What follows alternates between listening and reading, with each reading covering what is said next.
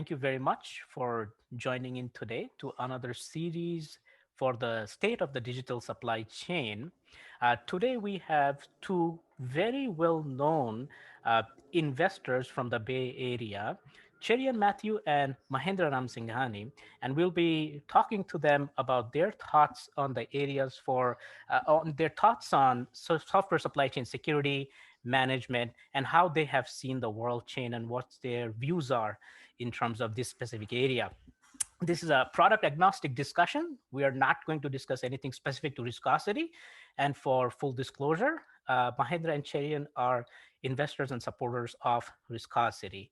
But again, we will not be discussing specific things related to Riscosity. It's a general discussion about the area and the thought process from an investor perspective, why this area is interesting to people who have had so much experience in the VC community in the Bay Area and also outside. With that, we will begin our session. I will request our guests to provide a very quick overview of themselves and their funds and some of their investment thesis, and then we'll jump into the direct questions right after. So since I see that Mahendra's mic is not muted, I will ask him to go first. Mahendra, sir. Anirban, in India, we always have this culture of, no, you go first. No, you go first, right? Many times there is a standing joke, actually, that the two guys are telling each other, you go first, and the train is actually leaving the station. They are encouraging each other. So how could I spend the next 35 minutes convincing Cherian to go first? And then... and I have 5 minutes after that. Oh God! Cherian, you should go first. I mean, you're clearly more accomplished than I am. No, I think you should go first. We've got 35 minutes. We've got the rhythm right now. Exactly. So without further ado, thank you, Anirban, for the kind invitation and doing this. I know that this work helps founders and security professionals as they review this content. My name is Mahendra Ramsinghani, and I have been doing investments in cybersecurity now for well over a decade. My head was black when I started doing black institutions, when I started doing cybersecurity investments, and now it has turned different shades of gray, as you can see, based on all the lessons I've learned. I've invested in over 100 companies now in these 10 years. A lot of wins, a lot of losses, a lot of lessons, and it's a humbling experience. I also enjoy writing, so I've authored 3 books. Business of Venture Capital is the first one, Startup Boards, and then the most recent that came out is called The Resilient Founder. It's about dealing with emotional stress as founders build companies. So that's my quick background. Over to you, Anirban. Perfect. Thank you very much, Mahendra. That was very helpful. And thanks also for providing color on the things that you also do as an investor writing books. And I'm sure some people, I have read your books and I found them to be very helpful. I encourage other people to go look them up and make time to read them, because it's always good to find that different perspective. You always learn something. Cherian, the ball is in your hands, sir. Thank you. And I actually did read Mahendra's book about 7 years back first time. So I've taken that advice. Thanks for having me. So as context, I'm a co-founder and partner at Firebolt Ventures. I've been in VC also for about 10 years, invested in a similar number, 200 plus companies. We had 12 of those companies get to the $1 billion mark last year, 1 this year so far. We generally focus on software. Biggest focus areas are B2B software, and then fintech is a close second, to some extent consumer. We put cybersecurity in the first bucket, B2B software. And I think the way we look at it is, I think cybersecurity is a derivative of software. As more value goes into that software layer, there's more things that can go wrong, and the cost of something that goes wrong is also high as you're fully digital. And therefore, it's been a good area for us. We had 3 exits in cybersecurity last year, Accurix, which Mahendra was in, and then Cloud Vector to Imperva, and then we have one more company that was not disclosed but had a good exit to Palo Alto. So it's been a good area for us, and we continue to be active. Wonderful. And thank you to you both for supporting us on our journey. We are very grateful. Our team is very grateful for that. Um, I'd like to start off with your perspectives on what has changed or what have been the seismic changes that you have seen in the cybersecurity sector over the last 10 years. Any thoughts on that? I think I can go first for since we did the other way around last time. So, I think we look at roughly the cybersecurity market as call it, 7-8% of the software layer spend. Unfortunately, it lags by a year, and because people are like more reactive than proactive. But as you know, software as a market has grown a lot over the last 10 years. If you look at the number of companies that have gone public, become 100 billion companies and trillion-dollar companies. And along with that, the threats grow, the need for things that solve the problem grow, and the complexity grows. So I think one, the opportunity size has increased significantly along with the software opportunity. And it's just very hard to secure things. And therefore, even if you are a large company, you still potentially need to decide what you'll do in-house versus partner. Wonderful. Mahendra, your thoughts? Thank you, Cherian and Anirban. I think from when we look at how the world is changing, there are seismic shifts happening on the technology layer. And Cherian is right that we also see the human behavior, which is not adapting or evolving fast enough to the technology there. So, having done this for long enough, you can see network security on one end of the spectrum, where you had a passive enterprise network that was on campus. So you had firewalls and such. And then you had sort of the big seismic shift occurred. The first one was AWS. And actually, AWS and iPhone were launched in the same year, believe it or not. So those two seismic shifts occurred. By the time the security industry could catch up, I think it was 3-4 years by the time we started to see the first wave of, call it, mobile device management companies, mobile iron type companies, or the first wave of cloud security companies. And so I think that was one big seismic shift. And as things have progressed, as more and more innovations occurred, I mean, call it IoT, call it, the new waves of, devices, technologies, and layers of, systems that sort of interact with each other. The complexity has just become more and more, fast. And today, I think there's changes around identity. Like, we live in a virtual first world. So while I am Mahendra in metaverse, I could be somebody else. And in a metaverse, I could be doing things that are either beneficial or harmful. So I think how this space keeps evolving fast enough is quite fascinating. Very nice, very nice. So, and thank you. Pulling from that question itself, since you see so much deal flow, both of you see so much deal flow on a daily basis from different types of companies, different sizes of companies, looking for different funding at different stages.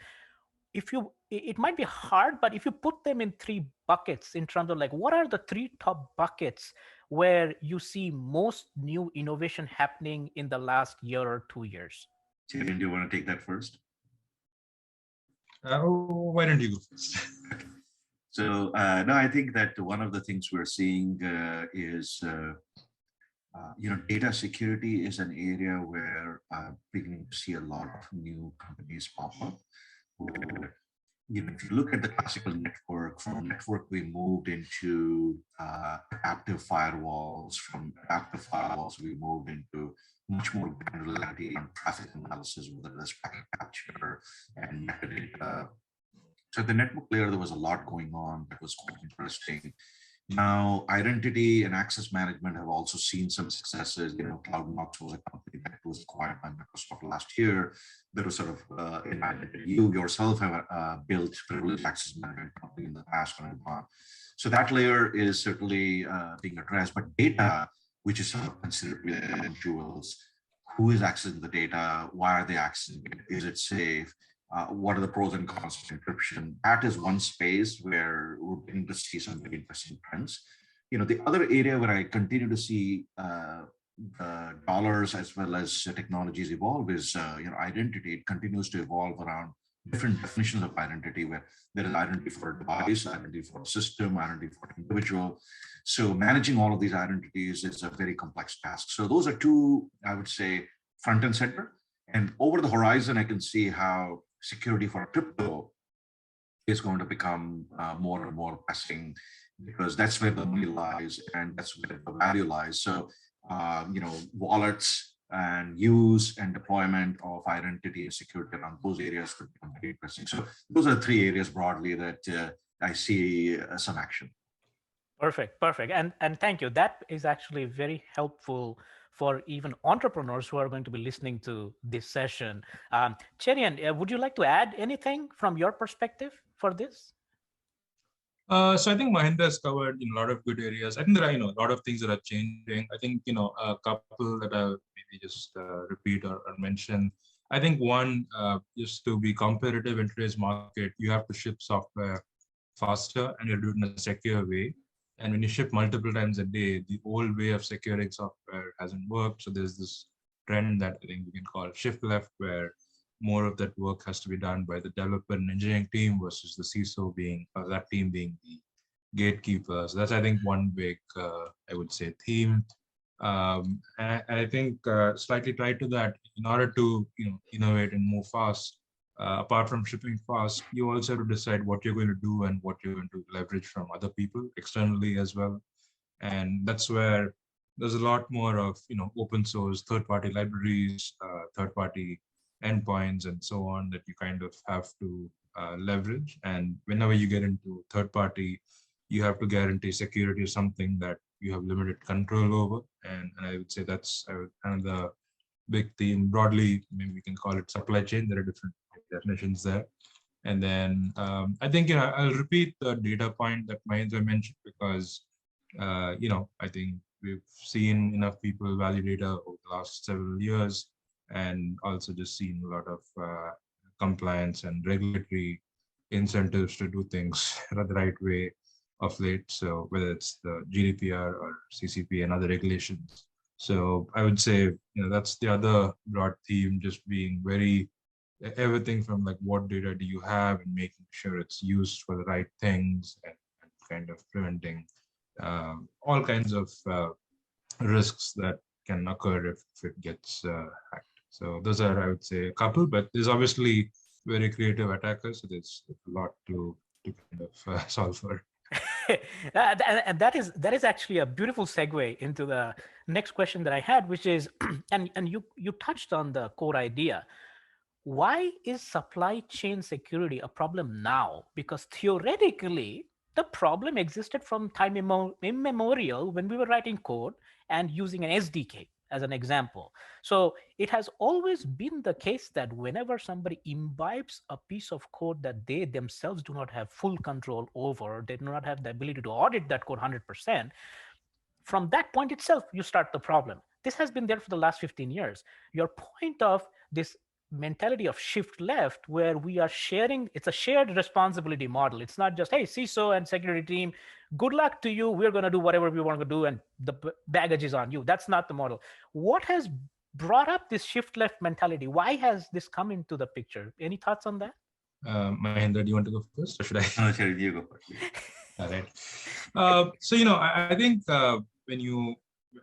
software has been written for a long time, and I think one thing that's happening of late is you don't need to keep writing the same things again and again. You want to like leverage things that other people have used, and I would say that is one big theme. In fact, one way to look at it, not a perfect analogy, but software is becoming like hardware, in the sense that you are assembling, APIs and pieces together into a obviously virtual box, and that's your product, versus building everything from scratch. So in that sense, it's a little like hardware where you assemble a PC, or used to. So I think that theme has accelerated, just because if you want to do something fast, that's the only way to get something ready. You leverage other people's code, library, etc., and also you kind of generally distribute things, and that is where you have this concept of supply chain, because you're using something that somebody else may have written, hopefully for the same purpose, with the same level of security and other aspects. Perfect. Thank you very much.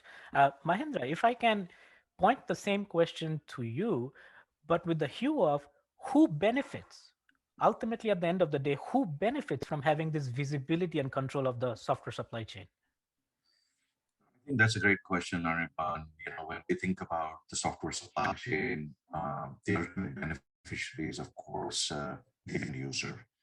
If that supply chain has understood and managed all the risks at the inherent steps, then the end user is the best beneficiary of this.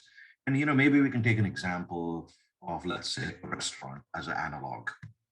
When I go to a restaurant and order some food, if the chef has done a good job in picking the right vendor, then the produce is fresh.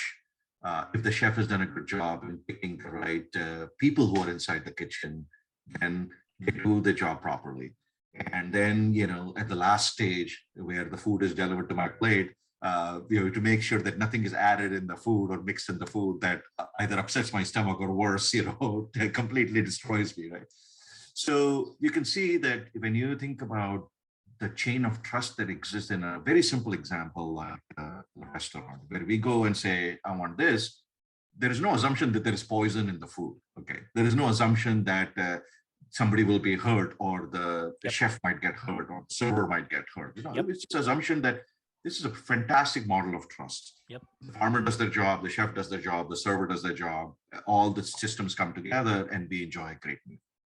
Now, you apply that in the world of software, it's exactly the opposite.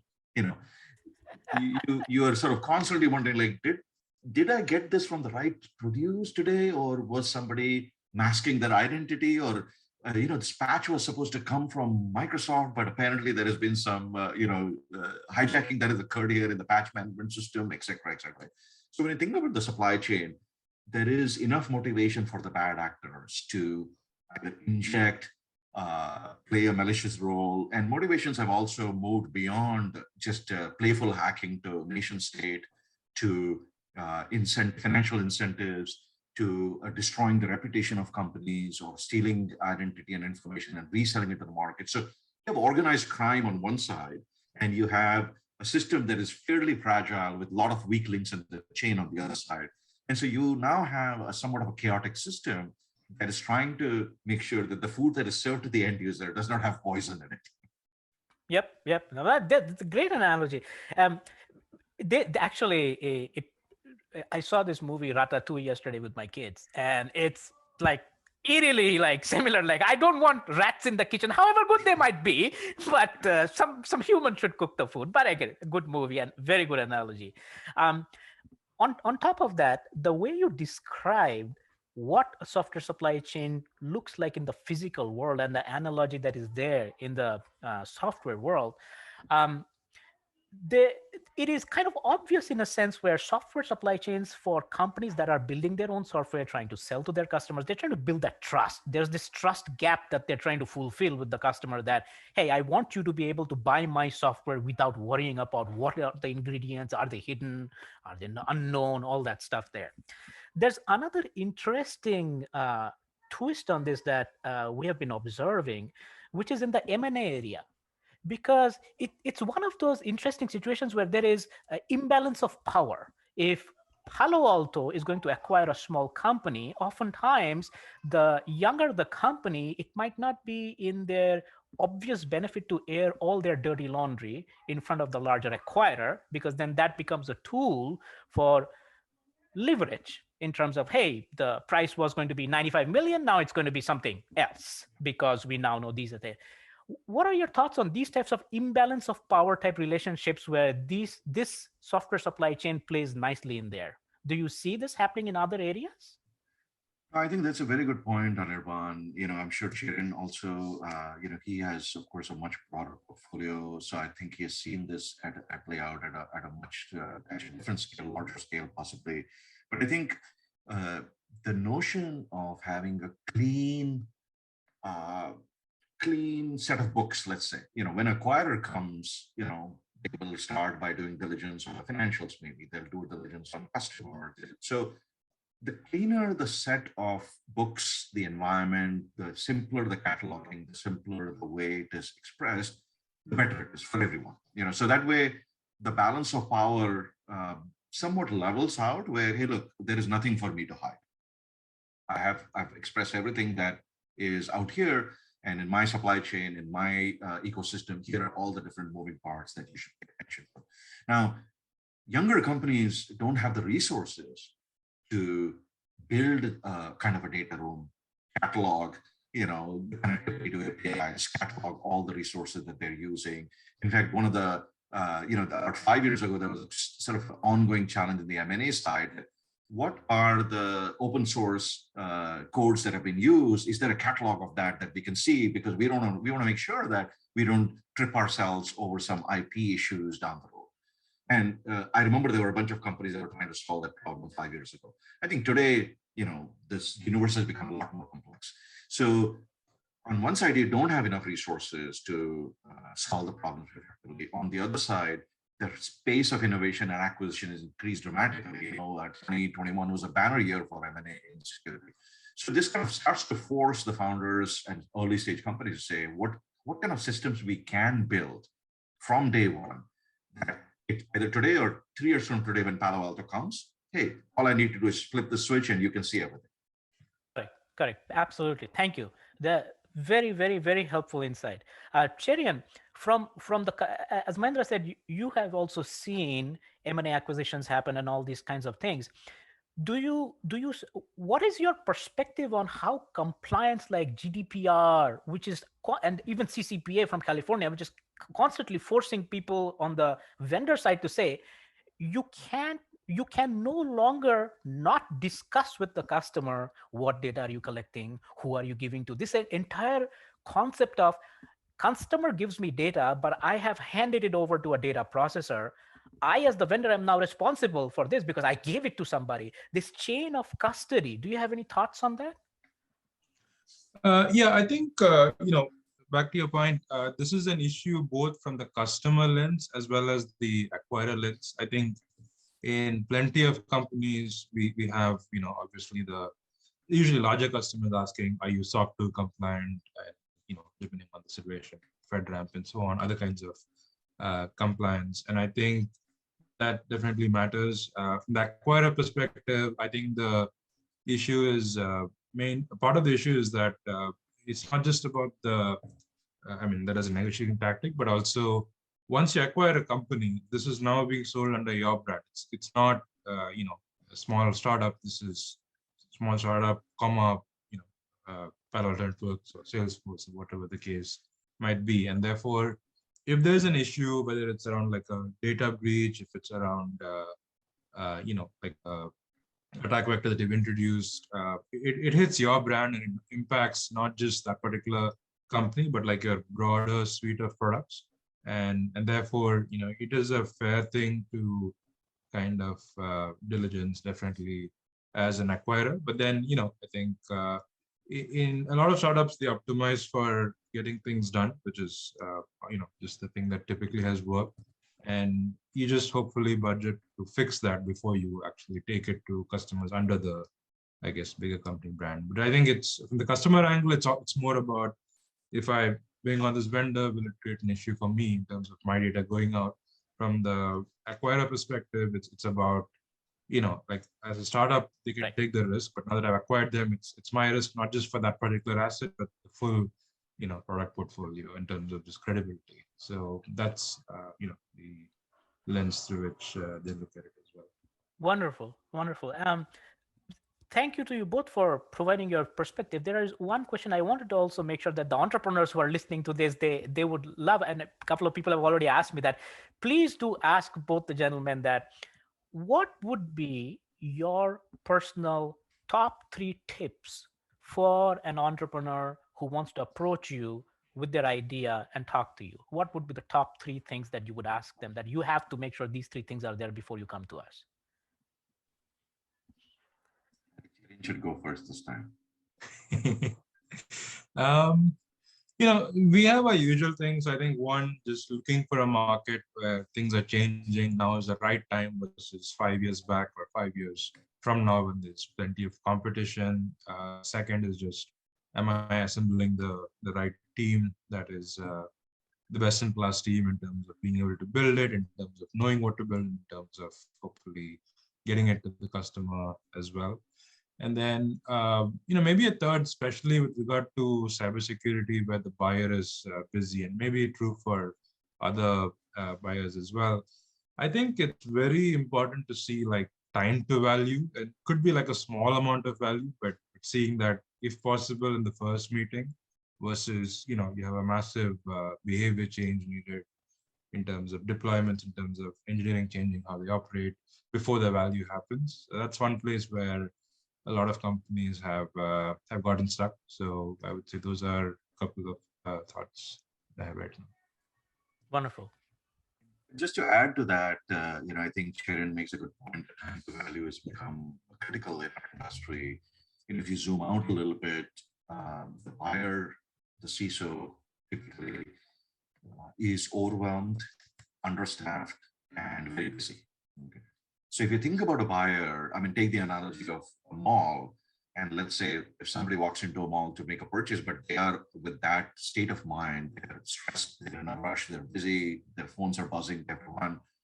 They're not in a position to uh, engage in the way an entrepreneur would want. Hey, let me spend 30 minutes or 1 hour telling you how great my technology is. So that's constraint number one, is that buyer's attention span is limited.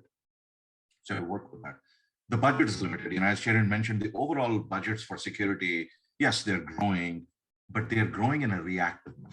So entrepreneurs need to understand that whenever the budgets grow, it's in reaction to a hack. It's almost like you get a vaccine because of the virus, right? You don't get up in the morning and say, "Hey, I feel like going and getting a vaccine today." And it's rarely that case where you sort of get. Very few people take their vitamins regularly, but most of us don't, right? Yep. So you have a reactive mind, and so you have to respect the state of the mind that the buyer is in, and make sure that they're able to respect that and treat that well.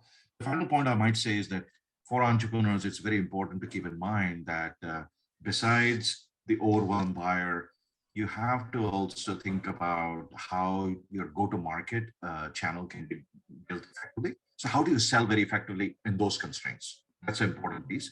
And then finally, as an investor and an entrepreneur, you have to bear in mind that almost 65-70% of the exits that occur in security are below 300 million. There is fantastic data that Momentum Partners releases every quarter. And I encourage all entrepreneurs to read that. I mean, it's a 300-page document, immense amount of research that they put it out for free. And, Keith and Eric and some of the founders of Mahendra Partners have done a huge service to the entire founder community by researching a ton of data around the M&A patterns, around values, what are the value creation drivers. And when founders look at that, they understand how are these decisions being made from an acquisition standpoint. So that's an important piece. Besides selling the product, you'd eventually think about selling the company, and that's where the data comes in handy. Wonderful, wonderful. I have to say, I've really enjoyed the conversation today, and I think all the folks that have asked us for information prior to this, they will also enjoy this. I have to say thank you to you both for being such good sports and spending your time with us. We know you're very busy, and we really appreciate your time and your views over here. And so with that, I wish you good health, a great day, and thank you once again for your support and for being here today. We appreciate this. Thank you, Mahendra. Thank you, Cherian. Thank you, sir.